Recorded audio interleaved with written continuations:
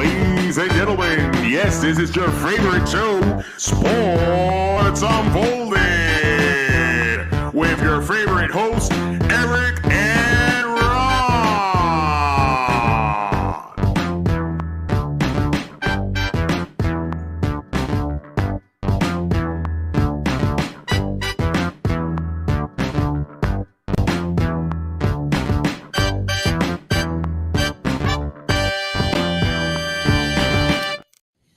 Hey, welcome to the best sport podcast in the world. I am your host, Eric. Main man over there, Ron. How are you tonight? I'm doing quite well. Quite well. I hope you had a great new year. Looking forward. This year's already started off with a bang. We are on season 4, episode 1. For sale, cooked pasta. I mean, if you're hungry, I am. Get some cooked pasta tonight. So looking forward to tonight's show. Looking forward to anyone that's joining us live. Please join in. Let us know if there's anything you want to talk about or if you have an opinion on the topics we cover tonight. And obviously, we will debate those with you. Ron, we also have the finals of the 2023 predictions. So we will reveal that towards the end of the show as well. And your punishment. I think I already revealed. Spoiler alert. All right, my friend. But let's start off with a big leadoff story for the Boston teams here. Chris Sale has been traded to the Atlanta Braves. What kind of impact do you think he can have with the team? With the new team? With the Braves. With the Braves? He'll take up some space on the injured reserve. I mean, that's where he spent most of his Red Sox career.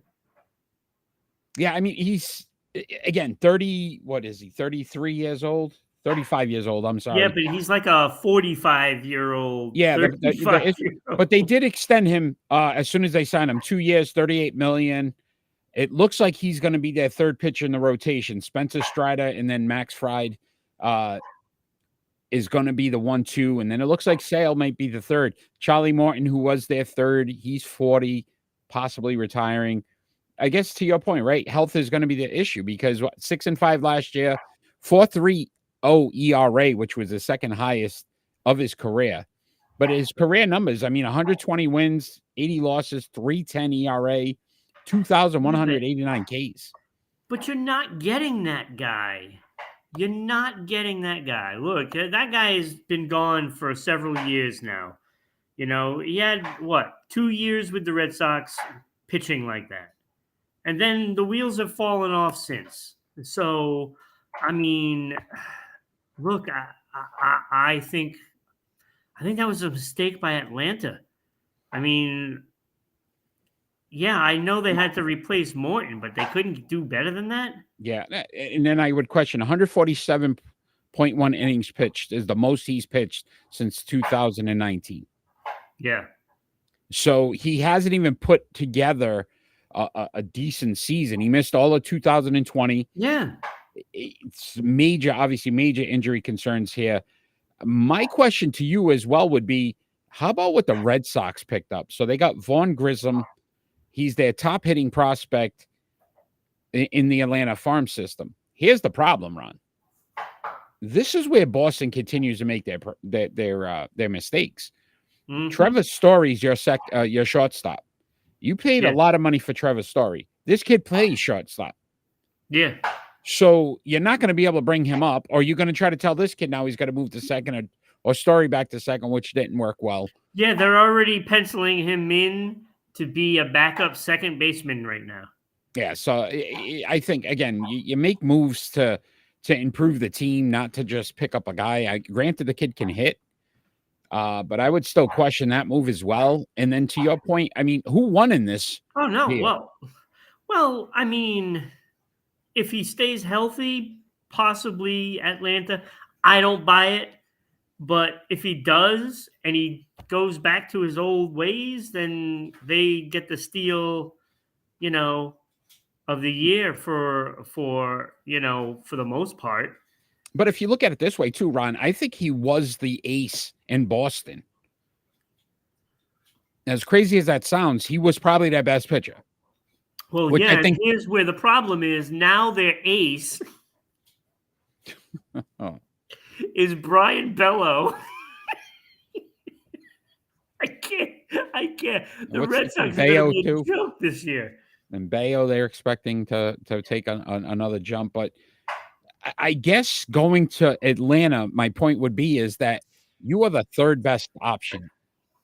They're not asking you to be the ace. Right, and that's where it could actually benefit him. Yeah. Well, I think that may help. And I think Atlanta won this because, again, you pick up a player that technically you're not going to be able to put in the lineup because of his position and what Yeah. you have to, what you're paying. So you have to question why Boston even made the move. I mean, other than the dump sale. And at the end of the day, I still think you could have got some kind of value. Well, it has been a fire sale in Boston. They have gotten rid of pretty much everybody. Well, the sale ends this week, so Yeah.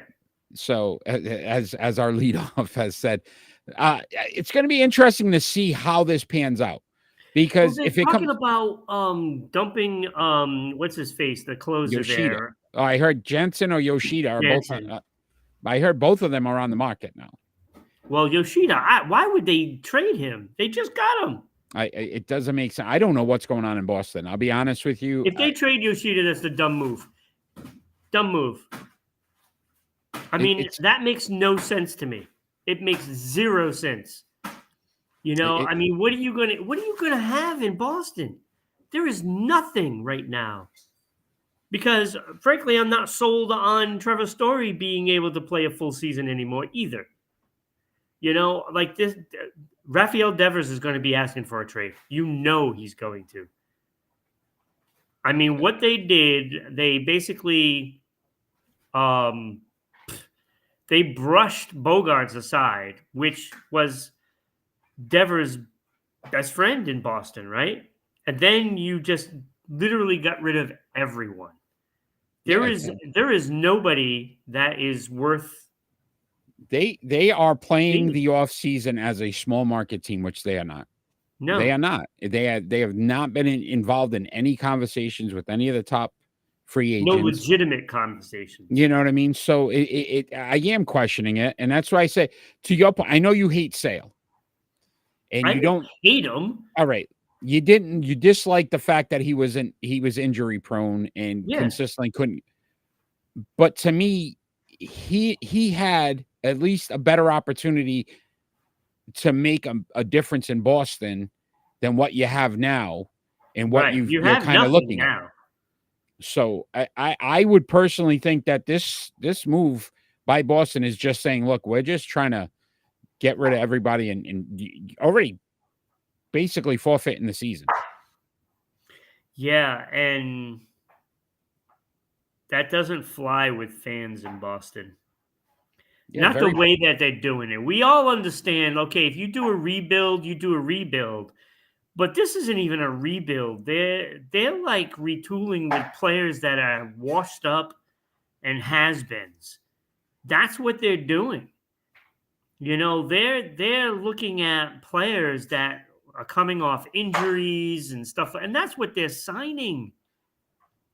You know, I mean, really, your big signing so far has been O'Neal? Really? I think, and I could be wrong, but the last I had heard, the Kansas City Royals have spent more in the offseason than the Boston Red Sox. When do you ever think you would hear that? Yeah. It's not blowing only have my they mind. Spent more, but the Red Sox have actually traded away a lot of good players that were making pretty good money. Salary is way. All right? So before we move on, what would be a good scenario for the Braves with Chris Sale? Gets through the full season, or gets them to, or is available for the playoffs? What would you think would be the best scenario for? Well, I think limiting his innings pitched is probably the way they're going to go, especially at the beginning, because you got to keep this guy healthy. You have to have him for the playoffs. You have to.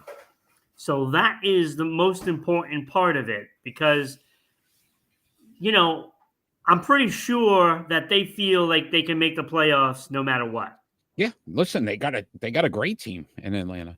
Right. So you have enough of the lineup that even if you only have 2 pitchers going full, I think you're going to be okay. You're going to make the playoffs.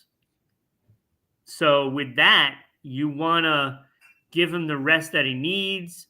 Maybe every 2 starts, you skip him in the rotation.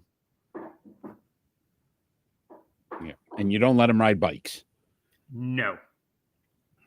Bikes No are fun. bikes, no mechanical things, that you sit on. That's always going to be one of those things too. You got to look at and say, hey, it was some of his injuries were a little funky. No horses. All right. Let's move on to some NFL. A lot going on in the NFL this week, Ron. Wow, is this going to be a week? Oh yeah. But already started with the release by the New York Jets of Dalvin Cook, who then signed. He wanted to go to a contender. He went to the Baltimore Ravens. Does this make them the odds-on favorite to win the Super Bowl? Yeah. Yeah, that just gives them another dimension. And I know, okay, you're looking at him in the Jets, but they had Hall, and they really weren't using him to what he could do. Listen, 67 attempts on the season, 214 yards, at 3.2 yards per average, 0 touchdowns, 15 receptions. That's not using him. Yeah, they weren't using him. 15 receptions, 78 yards, no touchdowns. They were basically using him as a rest factor for Hall, and not giving him the best plays in the playbook, right? So it was just, okay, it's 3rd down and 20, so we're going to put you out there. That's basically what they did, and they never used him in any kind of a scheme to actually better themselves. And that is, part of the problem. I wish they would have done it like, remember Jacksonville with the 2-headed beast they had there? I can't remember their names. Oh my God. But you know what I'm talking about, right? The 2 running backs they had. I want to say Fred something or Fred other. Taylor. Fred Taylor and Maurice Drew. Yes. Jones. Yes. When they had those 2 guys, they worked well, and they were just a machine with those 2 guys. And that's what I thought they were going to do, but they did nothing like that. If there was one player on the Jets that got hurt most by Aaron Rodgers going down week 1, it was Dalvin Cook. Absolutely. Because I think he would have fit better with an Aaron Rodgers and what Rodgers brings to the table from a passing game and in that kind of scheme. And what ended up happening with that's my pick. There you go. Kenny has joined us live. So again, listen, Gus Edwards, Justice Hill are the 2 running backs currently on the roster. He's on the practice squad. I'm sure they're going to get him in by the playoffs. That'll be about 3 weeks from now. Lamar Jackson right now is their leading rusher, 821 yards. Yeah. So this move gives them an option, not only in the running game, but the passing game. Absolutely. So absolutely, it's very hard. And listen, this is one of the top defenses in the league already. So now you got the top defense, one of the best offenses. I don't see, unless Lamar Jackson completely craps his pants in the playoffs, there's no reason, right? That he has shown that he can stay healthy this season. He has shown that he's kind of morphed into not only a runner, but a passer. This move to me was like, it's an automatic. It's an automatic. I don't see anybody in the AFC that can beat them. Yeah. Yeah, I think. Yeah, pretty much. It's a share to me, they are the favorite. I might even extend the fact that they're the favorite to win the Super Bowl. I think they should get there. They beat the 49ers. They won't win it. They crushed the 49ers. Yeah. Who else in the NFC do you really think could beat them? And we talked about that. That was a big game for Lamar Jackson because now that puts his name right at the top of the list on that MVP talk. Kenny just said it, And right? It just solidified right. it because there was a lot of talk about Brock Purdy. He Yeah. beats Brock Purdy. A lot of talk about Tyreek Hill. They beat the Dolphins pretty handily. And Yeah. so he wiped out the two guys that most people were saying could Right. possibly. Taylor, thanks for joining. Tala, I believe. Thanks for joining. George. So, right, a lot going on when it comes to that. And if you look at how impressive they've been, you just added a 4-time Pro Bowler. 4-time Pro Bowler. I mean, it's steaming over there. That's how hot sizzling. it is. I mean, it's so hot, this move. Steaming over there. Amazing. Absolutely. Amazing. Another big story, though, in the NFL, before we start talking about our games of interest, because that may take us a little bit of time. David Tepper, the Carolina Panthers owner, he's been fined by the league $300,000 for throwing a drink at a fan. Do you think the punishment was fair? Oh, that's a tough one. That's a tough one. I mean, yeah, I do. But at the same point, I think an owner needs to be held to a higher standard. Yeah, put me down for a Christmas card loss because this guy's a piece of work. Okay? Because I will tell you this right now. First of all, he's worth $20.6 billion, Ron. Yeah. I'm sure 300,000 is really going to crush, you know what I mean, his financial, outcome. Oh, absolutely. Absolutely. Here's the problem. The NFL are the biggest hypocrites of all. Yeah, they are. Because if a player, let me say this now, Ron, if a player grabbed the cup and threw it at a fan, they're suspended. They may not be back in the league this year. Right. This man does not deserve to be part of a game for at least 6. At least. Yeah. Sorry, I don't care if you own it. You watch it on TV, a nice big, probably 90 whatever size TV. I don't care. Secondly, you have completely dismantled this team to the point where they are the second worst since he's bought it. And 2018, they are 31-67, Ron. That is second worst in the entire league since 2018. He has completely ruined a team. You got rid of their best player in Christian McCaffrey. Got rid of DJ Moore, their best wide receiver. You fired the head coach halfway through the season after you just I mean, this guy's not making a single move that makes sense. And now you're going to start attacking fans. Yeah. So there's a petition out there right now by the fans, almost 5,000 signatures to try to make him sell the team. Oh, the that's NFL's going to, the NFL's going to be watching this down the road now to see, because to me, I mean, he's been in 5 years, and this team is horrible. They are so dysfunctional. We talk about the Jets. We talk about all these, but this team is just horrible. Yeah, it's look, and that drink. It only takes one incident to, you know what's going to happen. The fans are not going to go to the games. They're going to stop going. Period. All it takes is one group to say, "Hey, let's boycott them," and then it picks up steam, and then you got problems. Ron, I sent one of my buddies. He's a big Carolina Panthers fan, for a long time now. And it was funny because I sent him something that I had seen online. I think seats were going for, when they were playing the Falcons, for like 45 cents. Like they were 45-cent seats. There's stuff for New England this weekend. $30 to go to a Patriot game. Like, it's insane. When that's what fans do. And this guy has completely dismantled this team to the point where they're the worst record in the league and won't even have the number 1 pick because you traded all your picks to Chicago to get the 1 pick last year, and you blew that one too. Because look at the Houston Texans. Yeah. Right? So yeah, you have fans falling to the floor asking why. Why are we going through this? And it's just an embarrassment, right? I mean, when you blow a draft that bad, and then it costs you the draft of this year to on top of it. And after stinking up the joint and the arrogance that he has, Yeah. like fans can't say anything to him or about the team because they are so bad.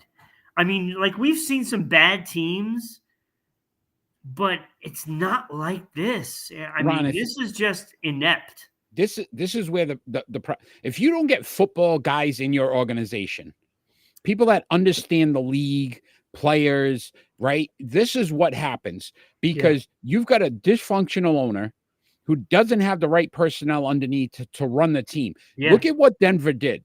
Denver said, look, they made a bad hire at a coach. This year they get Sean Payton. And yes, we can question some of the things that happened, but he got this team to at least be a playoff contention his first year because he understands how to run an organization, how to get a team to perform. You can't do that if you're going to be, you want to be the ego guy and be the number one. You need to get a guy in there. Let's just say, and I'm not saying this is what's going to happen, but let's say a Bill Belichick who understands from top to bottom what it takes to run an organization. Maybe you'll be more successful. The only way Tepper's ever going to make this team turn around is you got to hire a guy that's a football guy, period. So, and on top of that, you got to get a guy that can make something out of nothing, especially when you don't have a first pick, right? So you need a guy that can get players off scrap heaps and, get them to go there.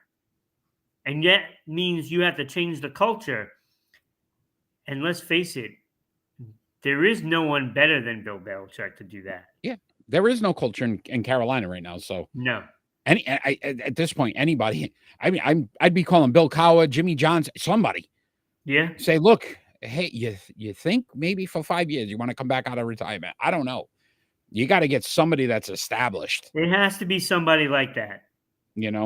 But again, we'll see how the fans turn out. There is a petition out there, like I said, over 5,000 signatures to ask the NFL to make him sell the team. We'll see. It's that arrogance that people just don't like, and football for the most part is a blue collar sport, so most of your fans are coming from that blue collar and they are not liking that.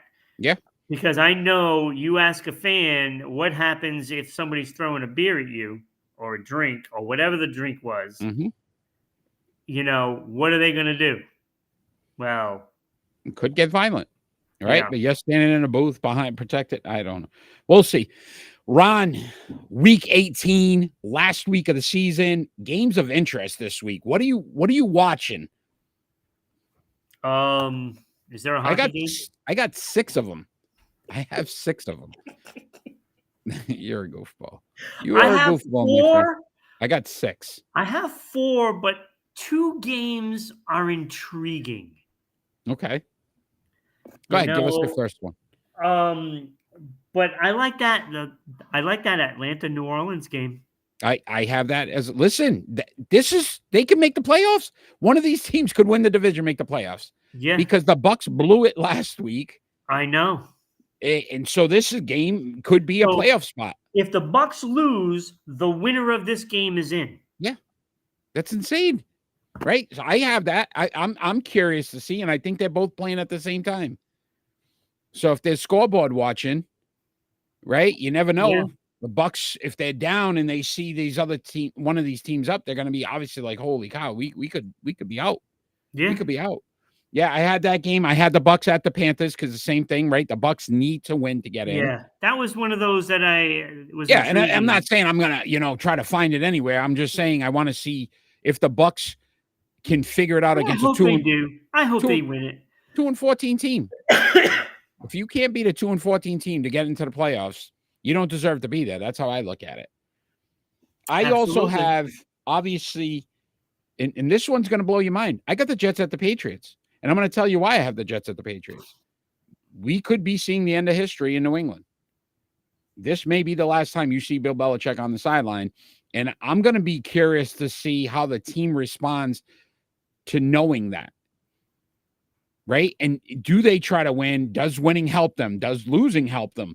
There's so many different dynamics to this Jets-Patriots game because the Jets technically want to lose too because they can, in If the the draft Jets order. lose, they move ahead of the Patriots in the draft board. It's like a lot of different funky things, but they could get in the top 5, I think, if they lose the Jets. The Pats can't go no worse than 5. So it's something like that. But but that game intrigues me because of that. Who tries to lose better? It's, I guess, what I want to see. Well, the Jets have always been good at that. So, and the Pats, 16 straight, I think, against the Jets. So does Belichick want to give them one? Probably not. So that'd be interesting. Steelers at Ravens, another one, right? Pittsburgh trying to get in. Yeah, Ravens, I got that one too. Yeah, Lamar's not playing, which I think's smart in one aspect, but Huntley's very good as a backup for them. He kind of fits the same mold, so it'd be interesting. Well, that's just it. You're kind of getting the same quarterback, the same type of quarterback, I should say. Yep. Definitely not the same quarterback because Lamar Jackson, he's proven that he's a top 5 guy, right? I mean, this proves it. And he stayed healthy, and which we had questioned that. And I believe when we were talking about the top 5 quarterbacks, we were hesitant to put him in it because of the health thing. Yeah. So, and but Mason Huntley Rudolph will do pretty well. They don't need to win the game, but they just want to play good football, keep with those good habits, but not get hurt. Yeah, they already locked up the bye week 1 of the playoffs. So, and then Mason Rudolph leading the Pittsburgh Steelers possibly to the playoffs. It's been a crazy year. We talked about it before. Also got another big game. Texans at Colts. Yes. Right? CJ Stroud, the rookie, probably the rookie of the year. The offensive rookie of the year. I would say so. He has to be. And then if he can get that team to the playoffs on top of it. Yeah. And that's another situation because if Jacksonville loses, then the winner of this game gets in. One wins the division. Yeah. In Jacksonville right now, Trevor Lawrence probably not playing. He's got an injury. So that makes this game even more interesting because there's a good possibility Jacksonville could lose. It is going to be a crazy week. And then the obviously last one. Miami and Buffalo. Holy cow. Can the Dolphins choke any worse? I know a couple of Dolphin fans out there, and you know what? I don't want your Christmas cards because I kept warning you all season long. They stink. It's the biggest mirage in the NFL. It is. They have not beaten a good quality team. They beat the Cowboys, who can't beat good teams either. So you're literally fighting to not be the 6th seed. And if they become the 6th seed, there's a good chance they got to travel to Kansas City in the opening round. Yeah. They're all done. Yeah. Miami's done. And they need to win this game. I don't know if they can do it. We'll predict this game later in the season. Later in the show. I like the makeup of the Buffalo Bills. It's like, look, they've struggled this year. We know that, right? They are underperforming. But they've picked it up now. I think 4 or 5 straight now. But when they had to win, they put themselves right up in front and they got the job done. Yeah. And that's the way they've done it the last few weeks. They've been playing playoff football because they know their backs were up against the wall, and they still are. And I'm on that Josh Allen bandwagon right now. And you got to look at Miami's injuries. I think Waddle didn't practice so far this week. Tyreek's been out. Mostert has been out. So they may not even have their full offensive firepower anyway. So I love it. But it's in Miami. Firepower doesn't work against good teams. Yeah, but sometimes Miami's got that luck with the heat. That's the only advantage they have in Miami. Yes. We know that very well in New England. All right, Ron, that's some great conversation. If you are joining us live, please chime in. Let us know what you're thinking. Tala and Kenny, thanks for joining us live so far. Just continue to to chime in anytime, and we will definitely make sure we mention you. But Ron, it is time for starting five.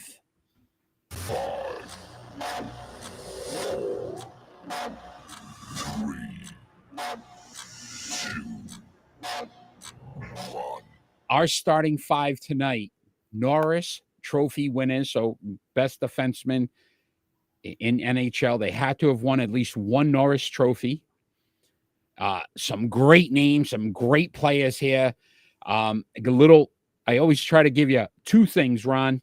First of all, 1953 is when this award was first honored. Red Kelly of the Detroit Red Wings was the first winner of the Norris Trophy.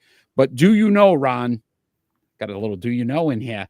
Do you know there's only been two players in NHL history that won both the Hart and the Norris? So the best defenseman plus the MVP. Do you know which two players they are? Yes, Bobby Orr and Chris Pronger. You are the man. Look at that. My hockey guy. I told you guys, right? Isn't that incredible? You think about it? Because it's similar to the NFL, right? You don't see defensive guys get the MVP. Not much in hockey as well. But we start off with our honorable mentions. I am first this week. I will let you go. I will go through my honorable mentions. So I have, with 6 Stanley Cups, Tom Johnson did not make my my starting five. Plus 56, I didn't like that, and he only won one Norris. Zdeno Chara did not make my starting five. Plus 301 for his career, only one cup, one Norris. Just wasn't enough for me. Al McGinnis, honorable mention, a plus 371 in his career, but again, one cup, one Norris. 934 assists, so phenomenal. But there's some guys up here that, holy cow. Jacques Lapierre. Did I say that correctly? I know you love when I do the Perrier. Lapierre. Okay, Jacques Lapierre. Only 40 goals in his career. I know he's a defenseman, but 256, 5 cups, one Norris, 5 Stanley Cups. Crazy. Doug Harvey did not make my list. Man won 7 Norris, 6 cups, but only 88 goals, 452 on the assists, a plus 46. I am a big plus minus guy.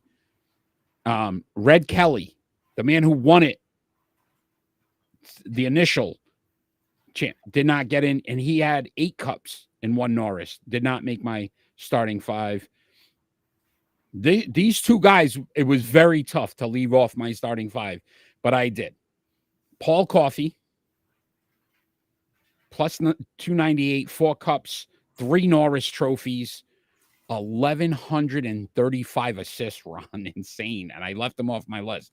And Chris Chelios did not make my list. A plus 351, 3 cups, 3 Norris. I mean, some great numbers, but just not enough to beat the guys I put in the starting five. Pretty good. I got to give you credit for that. I also had Doug Harvey as an honorable mention. Just the offense was not there. Yeah, 88 goals. Red Kelly, he was the guy that was on the bubble for me. 8 cups. I mean, it's pretty impressive. He was, and I was the big bubble. And I also didn't have Paul Coffey on there. He was below Red Kelly for me. Really? I had him ahead of Red Kelly. Yeah, so he was behind him. I also those assist numbers. And I also had Chris Chelios on my honorable mention, Zdeno Chara, Al McInnes. Al McInnes had such a great shot, as did Chara. But I also had Doug Wilson from the Chicago Blackhawks on that list of honorable mention. And I had Pierre Pilote. Yes, I was, again, debating. Yeah, some great players. And to leave them off, you were like, this was a tough list. Yeah. So let's get into our starting five. And at number 5, I had Dennis Potvin. I knew you were going to go with him. 310 goals, 742 assists, a plus 456, Ron. I love that stat. Yeah. 4 cups, 7 All-Stars, 3 Norris, and 1 Calder. Yeah. My number 5. Yep. My number 5, I had Larry Robinson. And I'm sure he's higher on your list. Look, 208 goals, 750 assists, a plus 722. Insane. It is insane. 29 game-winning goals too for a defenseman. 6 Stanley Cups, 6 All-Stars, 2 Norris trophies, and a Conn Smythe for playoff MVP. That plus minus though, if you can't keep the puck out of your net, then you need to not be on any list as a defenseman. Sorry. Yeah. Anybody that was a minus, negative, Rob Blake was a negative. Yep, crossed them completely off my list. Yeah, agreed. Anybody that was a negative, I took off the list. That's right. That's right. All right. So y'all number 5, Larry Robinson. We're probably going to have the same 5, maybe in a different order. I think so. At 4, this one hurt because I love his numbers. Nope. But the one cup hurt. Ray Bork. 410 goals, 1,169 assists, of plus 527 for his career. 19 All-Stars run. Ridiculous. A Calder, 5 Norris trophies, and a Clancy. The man, obviously, a legend in Boston. The one cup, though, again, was in Colorado. And I just, the one cup thing kind of hurt me. And it's the only reason why I pushed him back a little bit. Okay, so number 4, I have Nicholas Lidstrom. He's number 4. It's crazy because I look at his numbers. Everything like matches up with everybody, right? But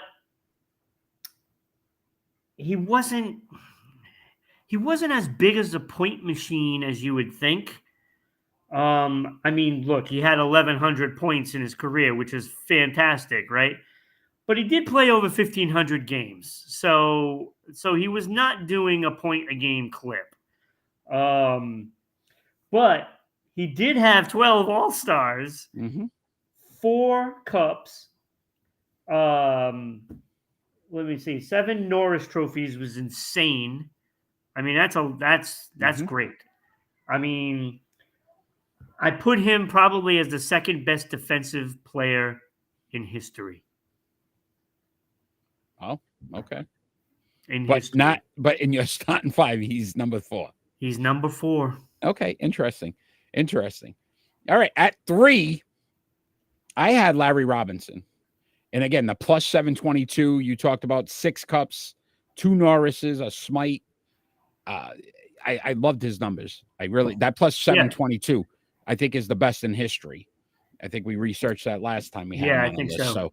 I just think the guy, look, you put up those kind of defensive numbers and you know what I mean? You were able to win 6 cups on top of it. I put him at 3. Yeah. And like I said, these top 5 guys, I mean, 2 through 4 could be different. Yeah.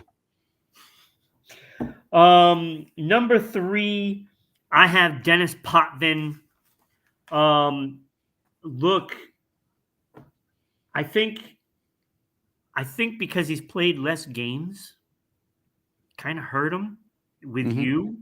Yeah. Because the numbers aren't as gaudy, but he did have 1,052 points in 1,060 games.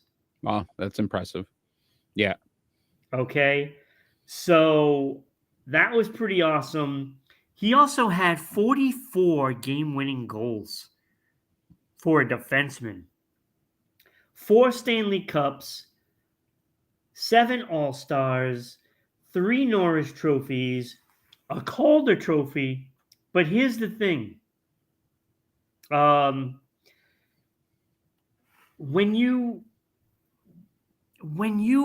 are on a team like the New York Islanders in those Stanley Cup years, yes, Brian Trottier, Mike Bossy, and they got all that glory, but the one guy that was back there through that whole time was Dennis Potvin, and he was absolutely amazing back there. And, when I don't think their goaltending was as great as like a lot of the Stanley Cup champion teams have been over the history. I think, Billy Smith was okay. I don't think he was great by no means. Like, I never talk about putting him in like top 5 of anything, right? So there had to be another reason, and that is Dennis Potvin. And he was so good at every aspect of the game. And it was glaring. And he was a Yeah. star. No, it And was he just great. didn't get recognized as much Yeah. because it wasn't flashy. Right. Yeah. All right. So at 2, we're at number 2. I had Lindstrom. Yeah. And again, it was the 12 All-Stars, 7 Norris. Ross, 7 Norris, right? The one Smythe, 4 cups, a plus 450. I just loved the combination in the 7 Norrises. To me, if you're talking best defenseman and you can win 7 of those, it's pretty impressive to me. Yeah. No, and that is totally legit too. I mean, he was fantastic. But number 2, I went with Ray Bork. He is the best defensive player of all time in my book. Like Larry Robinson, as good as he was, you got to look at it this way. The history of those two teams, Montreal had all-stars, throughout the lineup. The Boston Bruins were so cheap back then, they wouldn't get anybody. They just refused to shell out money for anybody. And Ray Bork was pretty much alone for a lot of his career. I mean, you're talking 20 years, you know, and they just wouldn't open up the wallet to get players in there to win a cup. They just wanted to stay winning. And they even bragged about that streak. I think it was like 29, 30 years in a row where they had a winning record. Well, what good is it if you're still not going to be able to compete? So, when all those numbers, the most points by a defenseman and 19 All-Stars for a reason. Yeah, agreed. I mean, he was the best. He just didn't have the weapons to get Stanley Cups here in Boston. And he had to ask for a trade. Yeah. All right. So that brings us to our number 1. Our number 1 in our starting lineup. I mean, it's starting 5. It has to be Bobby Orr. Bobby Orr, 270 goals, 645 assists, a plus 582 for his career. He won 2 cups. He was tied for the most Norris trophies in NHL history with 8. 9 All-Stars, 1 Calder, 2 Ross, 3 Hart, 2 Smythe, and 1 Pearson. By far, I mean, the man's just his. If he had one of those cabinets, it's loaded with trophies. Like he's a defenseman that won the scoring trophy. That's what the Art Ross is, right? So, I mean, when you have a defenseman that has won that twice, I mean, and then still be a plus 582. Yeah, it's insane. So good. And being a scorer. Like, look, when it comes down to it, he is in the question of being in the top 3 players of all time.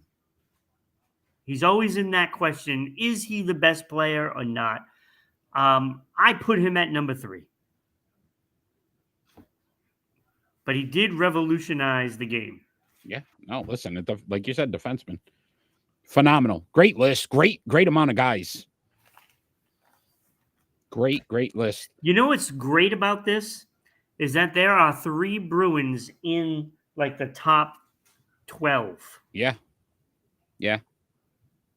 I was thinking next week. What do you think, Kevin, Charles? Which one? What? Starting 5. Kevin or Charles? Mm-hmm. What do you think? Is there significance about that? No. As I was doing this, I saw some names pop up, and I'm like, oh, maybe. No? How about Kevin? Let's do Kevin then next week. Kevin, your top starting 5 Kevins. All right, got it. Okay. All right. We got to mix it up, my friend. Mix it up. Let's mix it up. Let's mix it up. All right. So let's talk some NBA here, Ron. I think we're going to lose some Christmas cards again. But the Brooklyn Nets, they were fined by the league $100,000 for resting players. Do you think this will make teams think differently about sitting guys? You know what I think? I think this is a sham because I think there's other teams that have already done it, but they didn't want to fine those teams. But they had no problem doing it to the Brooklyn Nets. They had investigated some teams, didn't find enough evidence. I think what happened was the Nets made it so blatant. They sat 4 starters: Spencer Dinwiddie, Dorian Finney-Smith, Cam Johnson, Nick Claxton. But then Coach Jacques Vaughn decided after the first period, he was going to sit Mikal Bridges, Cam Thompson, and Royce O'Neal as well. So basically sat 7 players for 3 quarters. They only have 12 on the roster. What is their record? They're in the mix. They're not horrible. Why are they even doing it? So basically Jacques Vaughn, and I quote, I've got to think short-term and long-term to make executive decisions for the betterment of the group. I'm siding with the league on this one. I think absolutely what they've done is basically almost ensure that if you buy a ticket to a game, you're going to see the top quality players. And for you to put 7 guys on a bench, well deserved. I probably would have fined them all. I think this, to me, makes all the sense in the world. Joe Dumars, NBA executive vice president and head of basketball operations, great job. Because teams were warned if they did this, that this would be the outcome. I look back in time, back in the day, I would be pissed as a player if you're going to sit me to get some rest. This is where we get that debate about Michael Jordan and LeBron James and who's the greatest player. Right. Michael Jordan would play 82 games. Yeah. There was no sitting a game out. No. You don't do that. No. You want to play. You want to score. You want to embarrass that other person. Yeah. And these guys today, it's like, oh, whatever. I'll take a day off. Like, what are we doing? People are paying hundreds of dollars for tickets to go see these players. The NBA is soft. It's soft. Okay. Look, I've already done this comparison once before, right? Remember the year the Bruins won the Stanley Cup? Patrice Bergeron was playing with a broken rib, a punctured lung, torn ligament, and he was still out there playing in the Stanley Cup with that. These NBA players are soft. Beep, beep. Listen, I agree with you. I agree with you. I think I have no respect for the NBA. I think that teams are really going to start to look at, do I want to even risk sitting a guy? Or again, maybe if you want to give a guy rest, maybe he plays a couple minutes each quarter. He doesn't play the whole game, but you know what I mean? You got to be smart about the way you did it. So I'm glad the NBA did it. I think they made the best move possible. What a 7 players, 7. I don't know. All right, let's talk some Major League Baseball. Trevor Bauer would like to return to Major League Baseball team. We're going to him up because Ron loves looking at him. This is a pretty good uniform. Look at that uniform. That's from Japan. Do you think he should get a second chance? No, just keep him out of the league. Why not? I disagree with you. You know, I'm sick of the conduct of these players. They can do whatever they want, and what we're doing is we're just letting them get away with it. No, let them sit. Tough. He's been out of the league since 2021. Do we need him? After alleged sexual assault allegations, right? Nothing ever came of those, right? He's admitted that he's been reckless and made a lot of mistakes along the way that he needed to learn from. And honestly, I still think he's talented enough at 33 that he can help a team. That's where the difference becomes, because I started to look at some guys and I just said, let me think about a few guys. Joe Mixon. If you look at Joe Mixon, Ron, and have you ever seen the video of the woman that he punched in the face and knocked her off a bar stool? No. And that was in college. Guess what? He still got drafted. He's still playing today. Right? Right, Because and people that's the forget because you're problem. talented and young. So this is my point.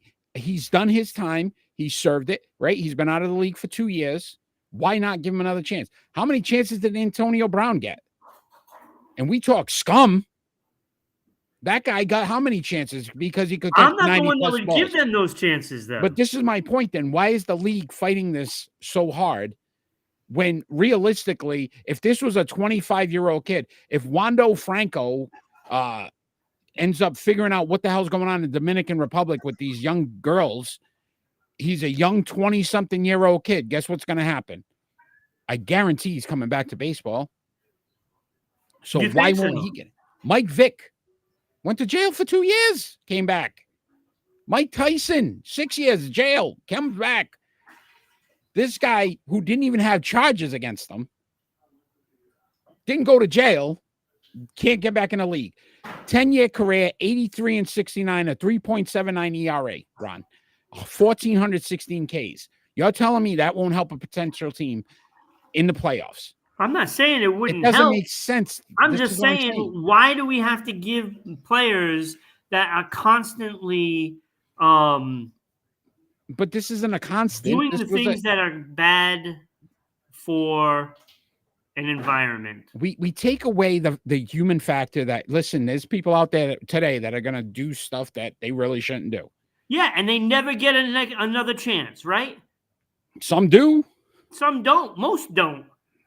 Well, I'm just saying, why doesn't he deserve one?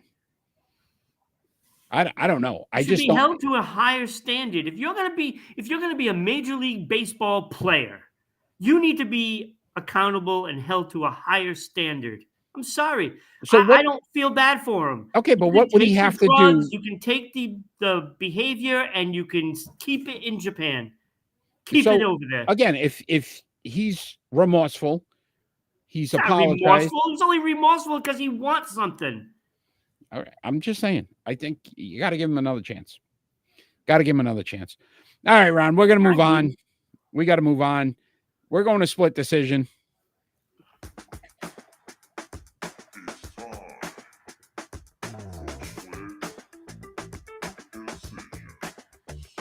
All right. So split decision. We give each other two more likely scenarios, and we have to pick. We have to make a decision.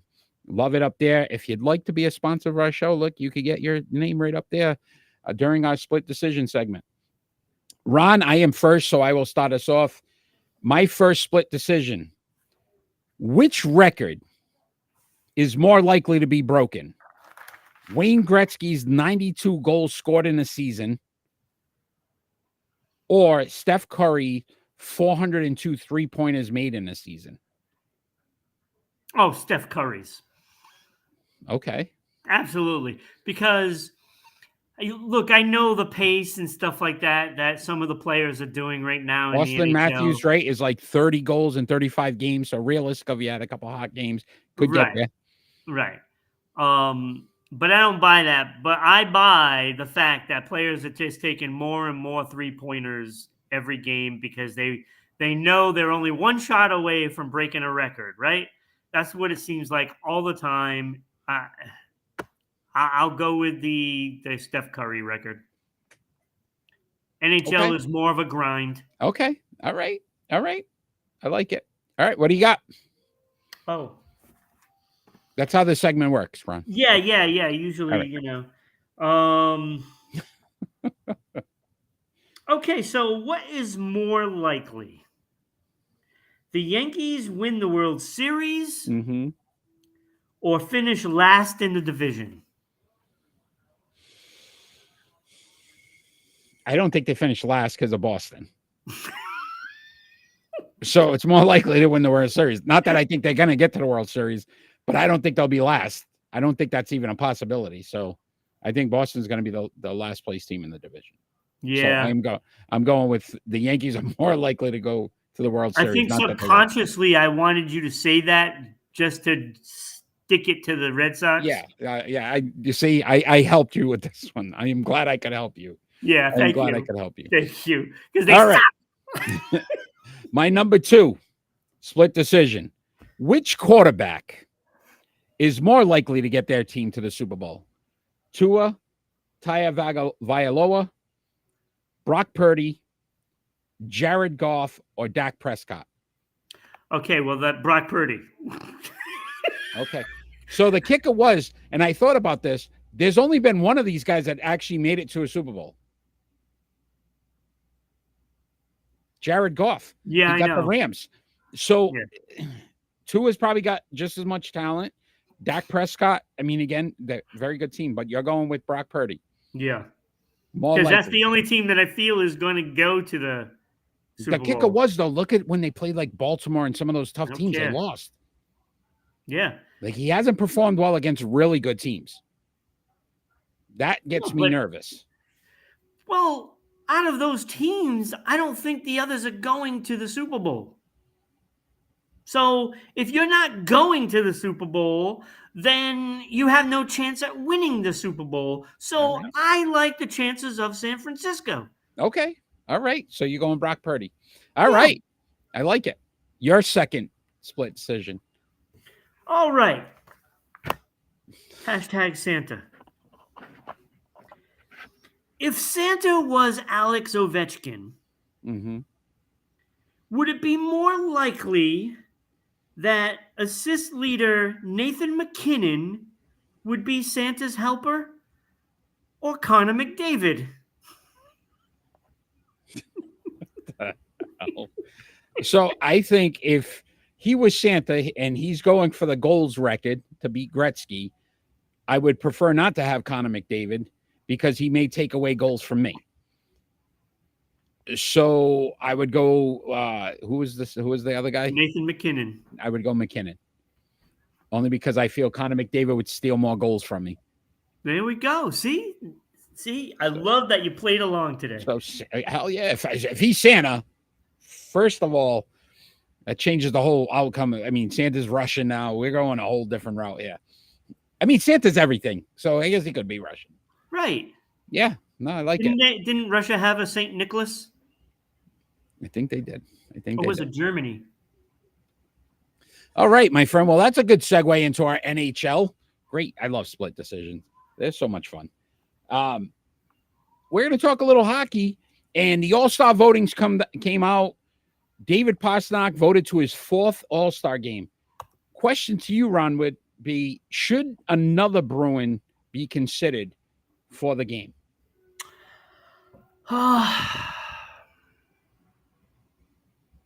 See, I don't think there is a guy. Like, I looked at the numbers. I don't think so. Marchand's 18 points behind Pastrnak.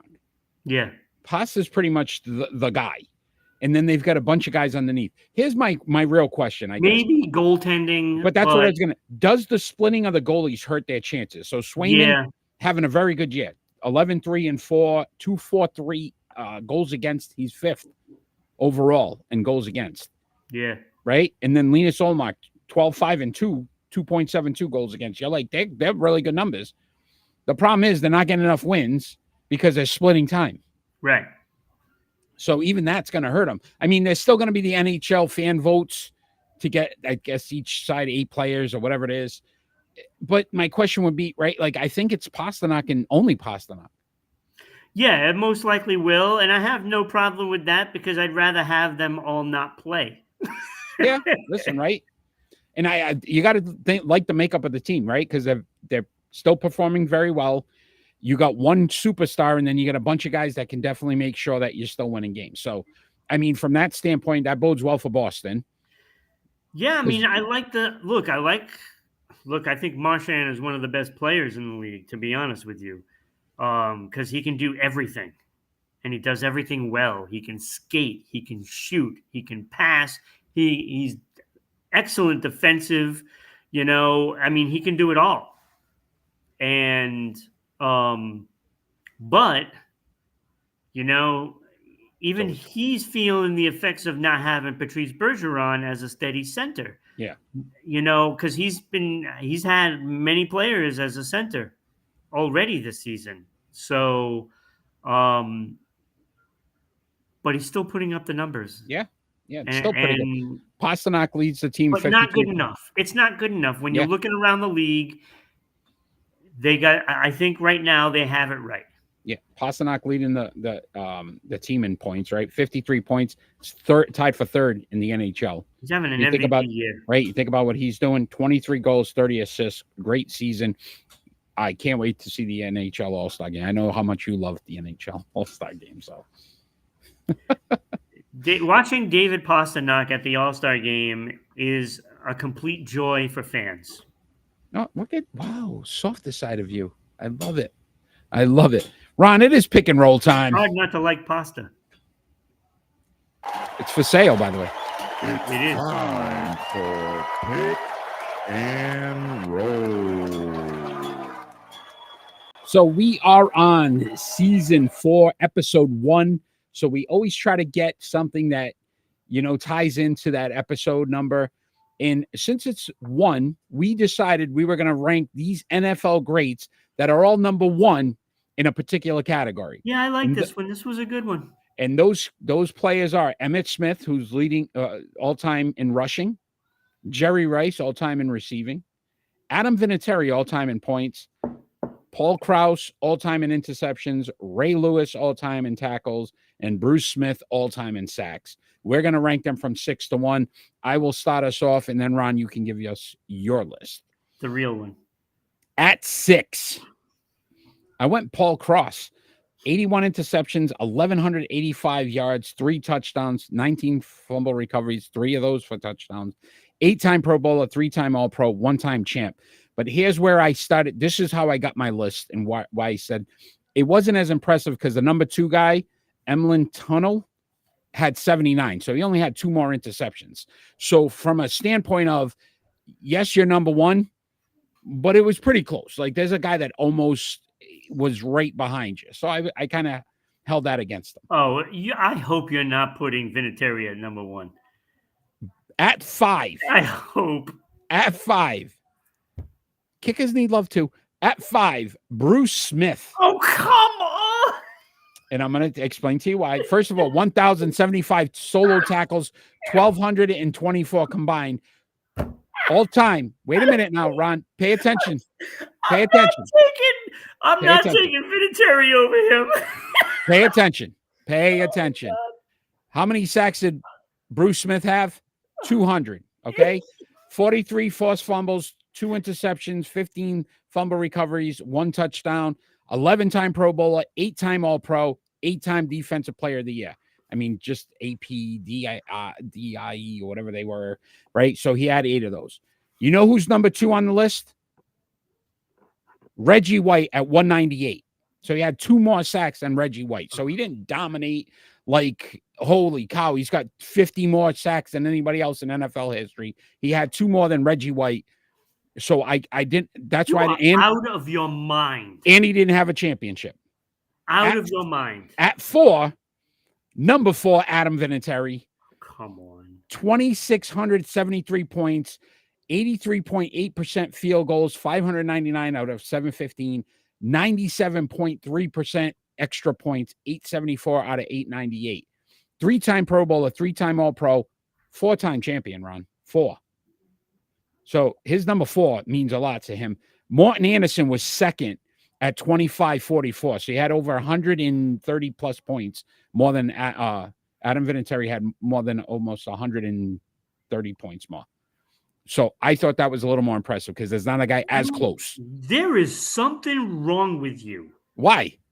I'm looking at the second guy. The second guy. Okay. Anyway, at 3, Jerry Rice. Jerry Rice. Okay. 1,500.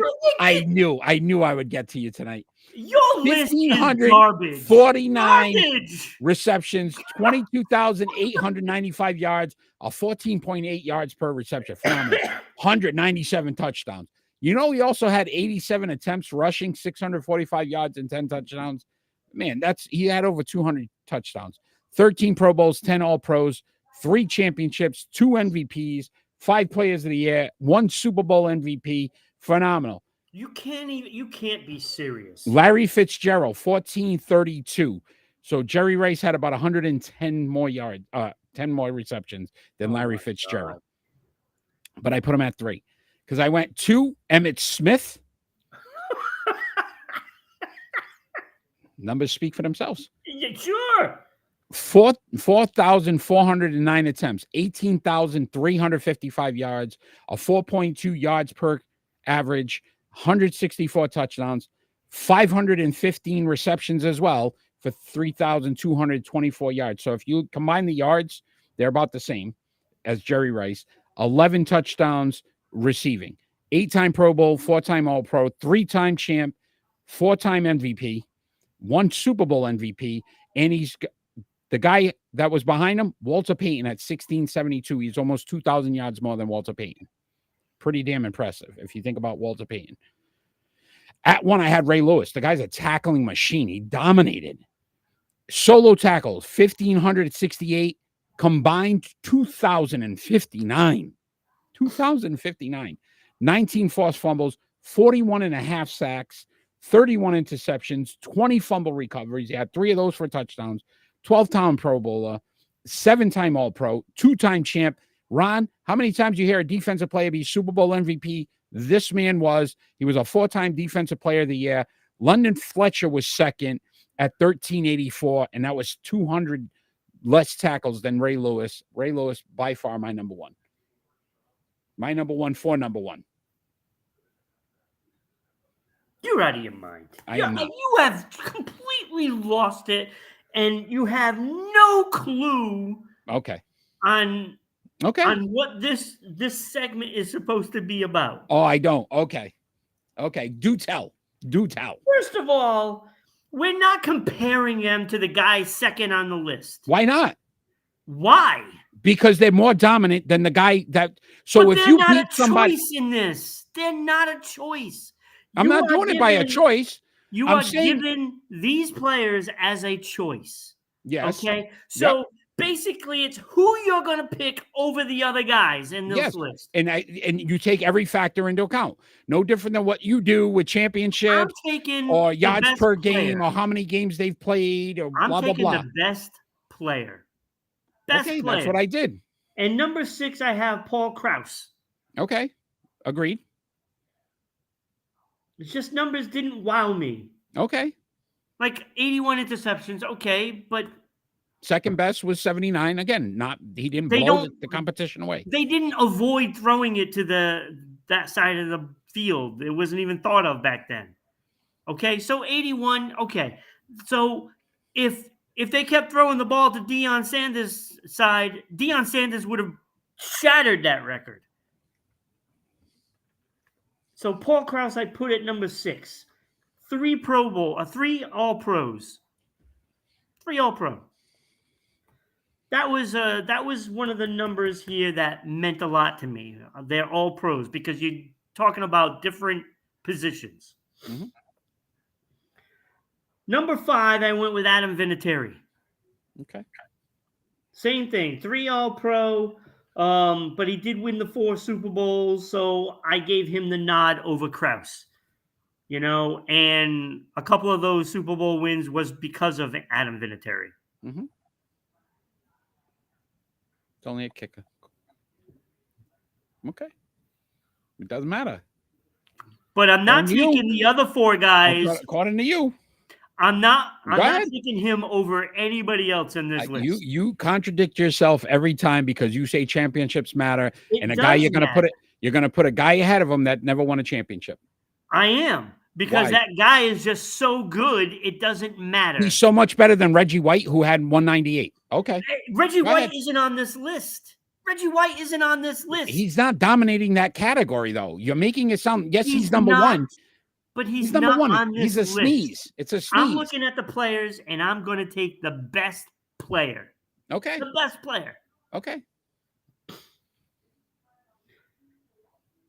At number 4, I'm taking Emmitt Smith at number 4. Look, I love him as a player. Love him as a player. And I would love all these guys on my team. But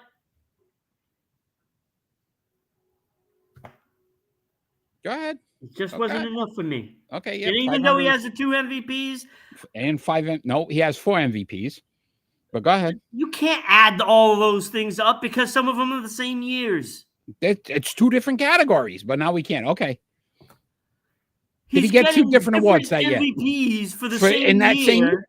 He got 2 awards for that year from 2 different things. But not, okay. It's not. Okay. Go ahead. Go ahead. You have no clue.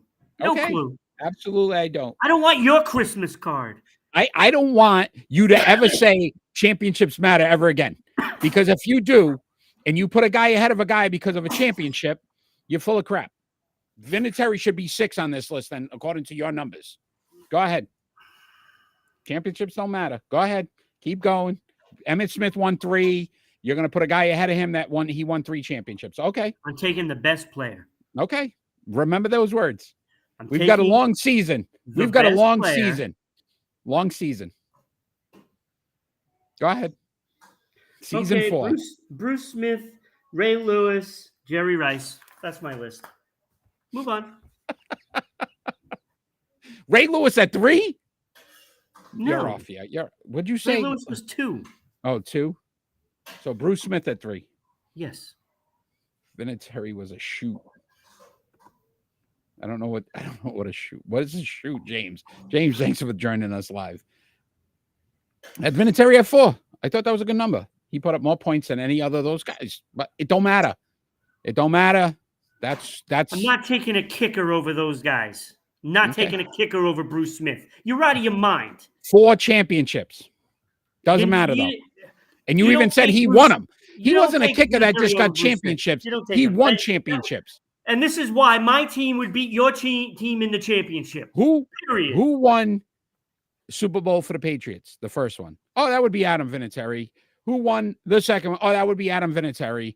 But we're not going to count those. I mean, because, again, he didn't have a hand in them.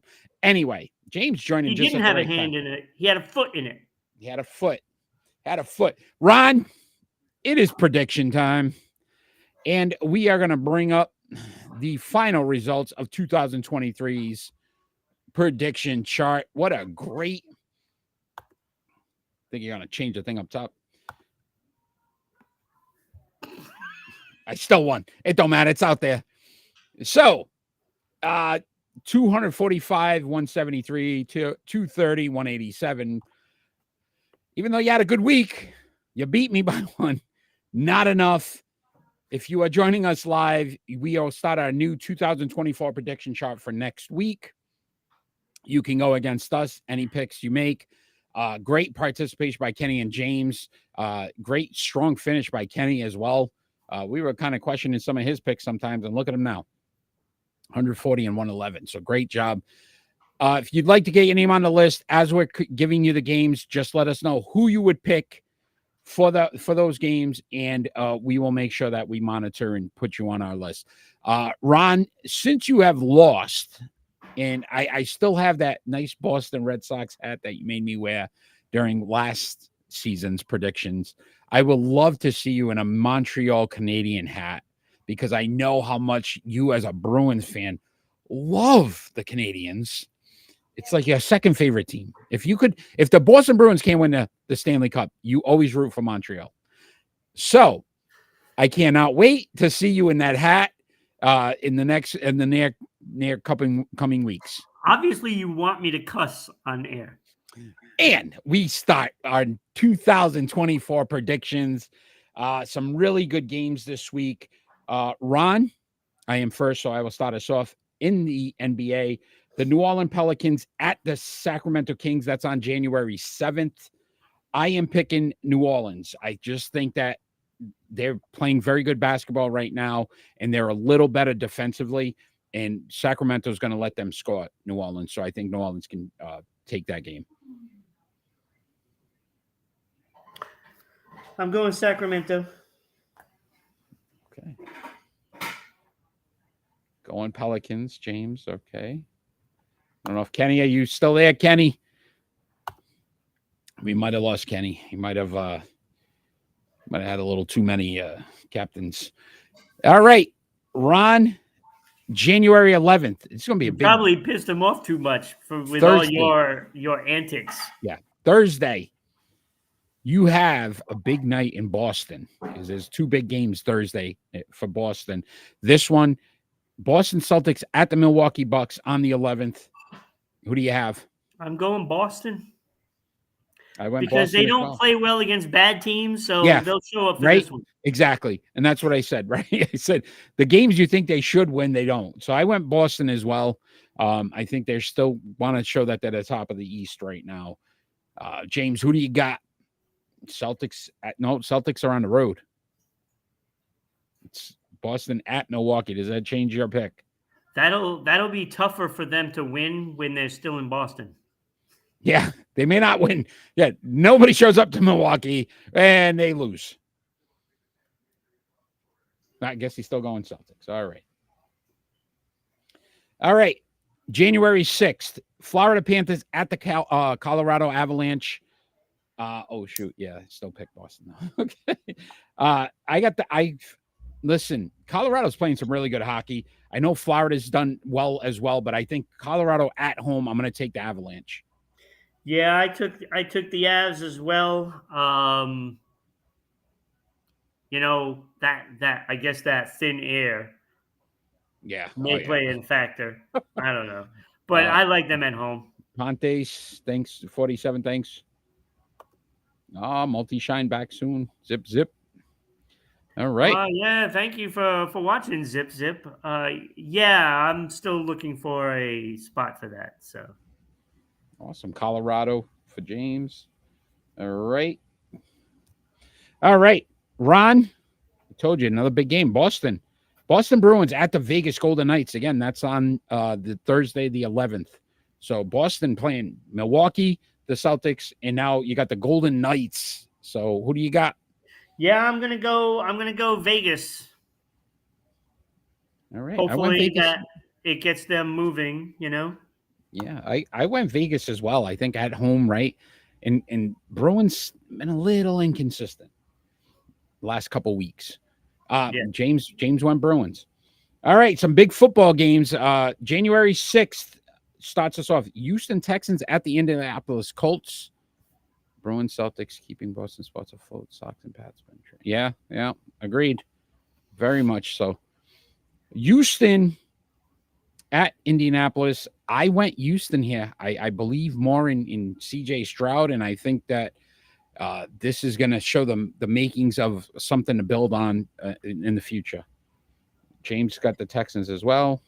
Yeah, I also have Houston winning that one. I just think when it comes to just the raw talent of the quarterback in a must-win situation, I'll take CJ Stroud in that. Yeah, no, it's going to be a fun one.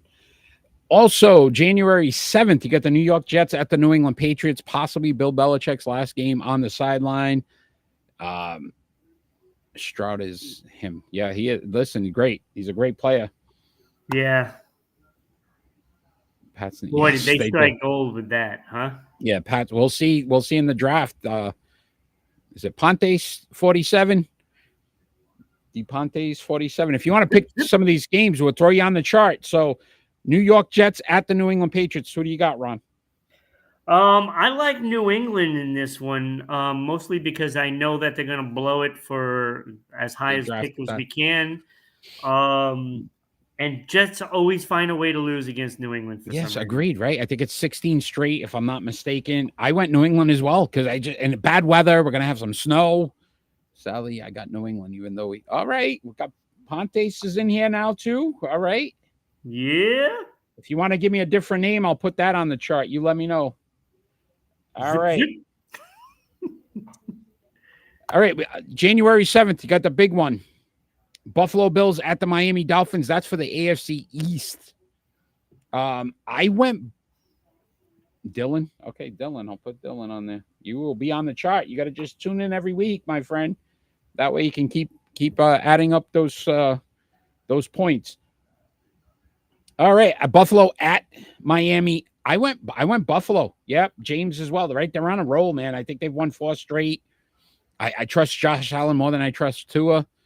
Yeah, I'm going Buffalo because, like I said early in the show, I like the makeup of this team, and when this team is up against the wall, they pull They through. responded, right? They were Yeah. 5-5. There was a point in time we were talking about them not making the playoffs, Yeah, and now they may win the AFC East. That's incredible to think about.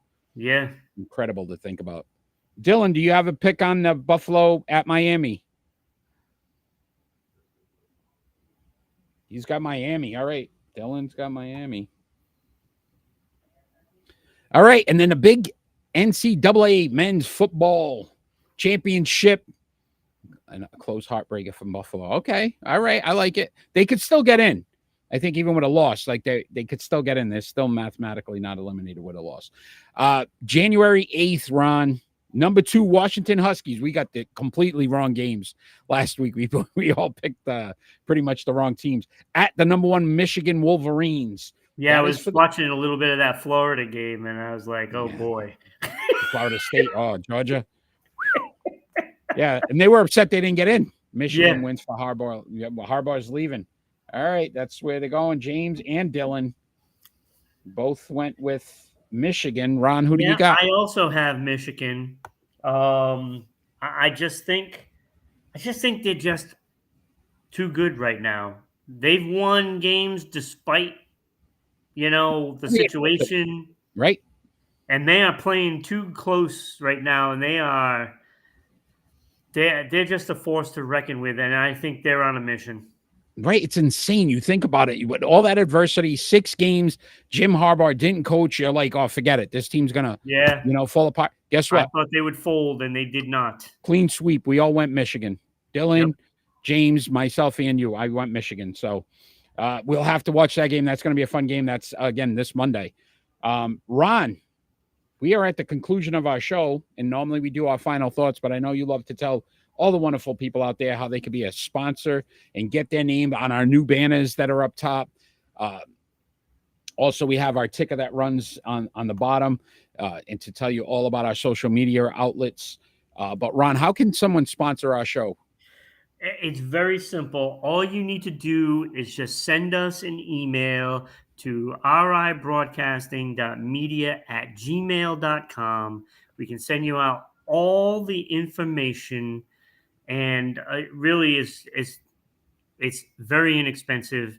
And, it's just like going to a coffee shop, whatever your favorite one is, getting a large coffee and a chocolate donut.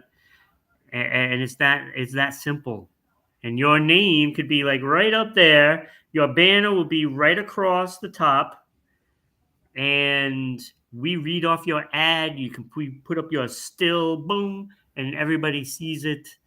And then you'd be helping out the show to make this thing like soar. Continue to grow. In 24. Yeah, soar in 24. I like it. You I like it. that? James had a question. Cowboys win by ref decision again or no? I am really rooting for the Commanders because that helps the Patriots draft status.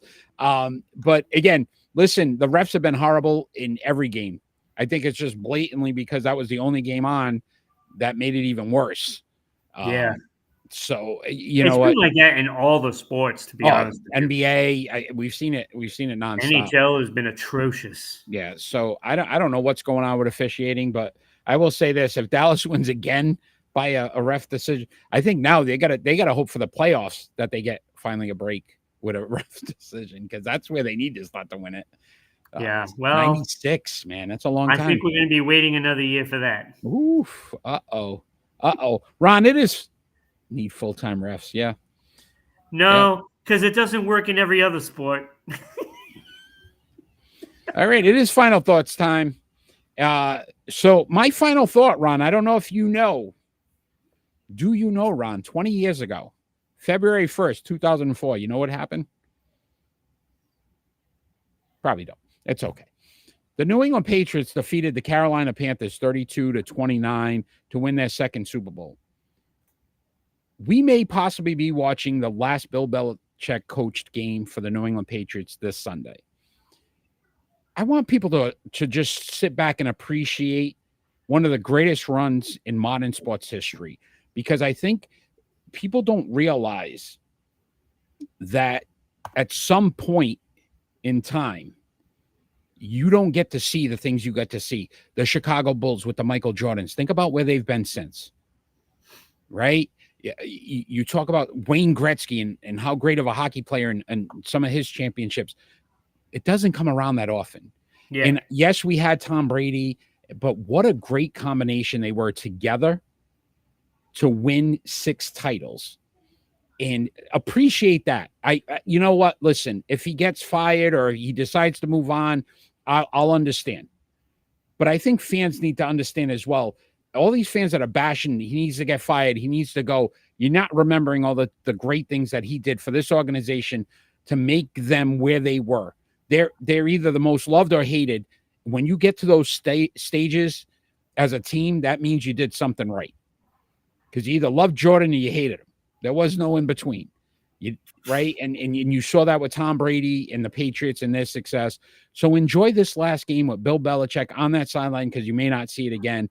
And it may be a very long time before you get back to a Super Bowl because we've seen it with all these sports and all these great teams.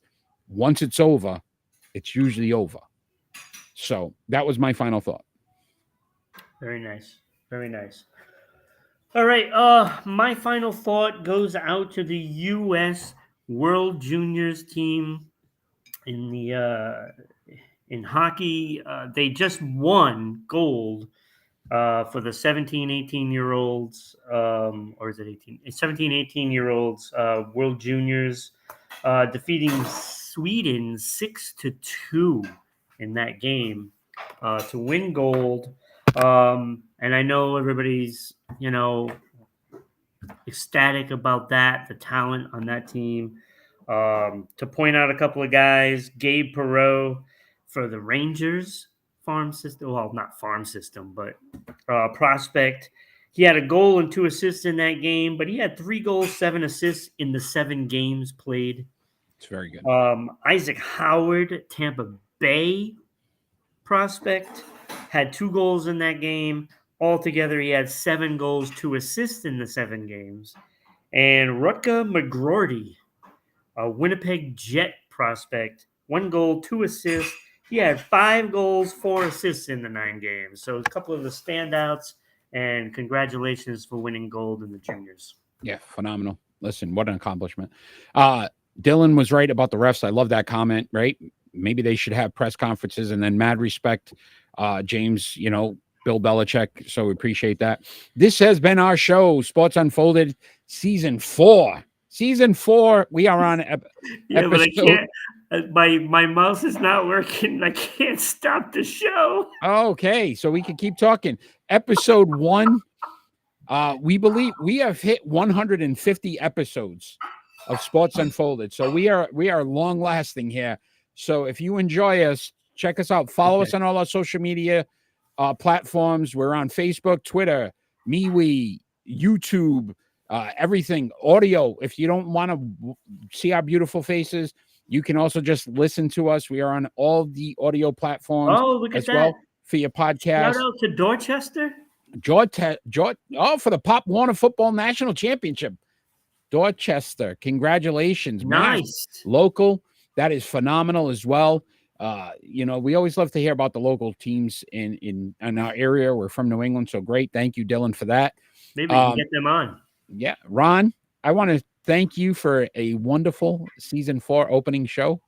It's been fun. James, thanks for joining us live. Dylan, thanks for joining us live. Kenny, and I don't remember her name. Do you remember her name? Taylor. Thank you for joining as well. We appreciate you. If you didn't join us live and you're watching the show afterwards, continue to follow, share our show. We appreciate all the support you can give us. We will be back next Friday, 6 p.m. Eastern Standard Time, to bring you the best sports podcast on the planet. So enjoy your week. We can't wait to see some great games and some great sports events. Ron, I will see you next week. And all we ever ask for every single show is peace on earth. Have a great night, everybody.